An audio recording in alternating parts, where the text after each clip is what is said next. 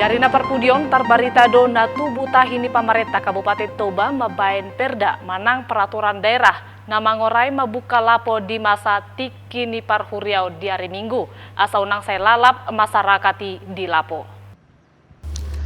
Marhiti hatorangan di Sekretaris Daerah Kabupaten Toba Amang Murpi Sitorus di hari Senin tanggal 26 bulan 4 nasalpu mulai naik di pasahat akka pangulani huriado asa dibaen pamarentah peraturan na mangorai mabuka lapo di tiki parhuriau di hari Minggu.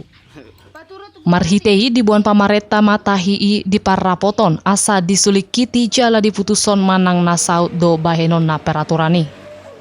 Itu kan surat sebenarnya untuk OPD yang saya pikir tersebar pun itu nggak ada persoalan. Itu kan kita mengakomodir usul dari para pimpinan gereja mengusulkan seperti itu untuk dilakukan pengkajian. Nah, sehingga itu kita teruskan untuk dikaji oleh OPD yang tupoksinya seperti itu. Nah, jadi banyak memang yang menanggapi sepertinya sudah ada perda itu.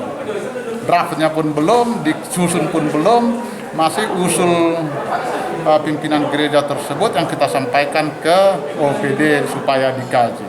Sehingga orang yang menanggapi mungkin belum memahami apakah sudah ada peraturan itu atau belum. Kan seperti itu.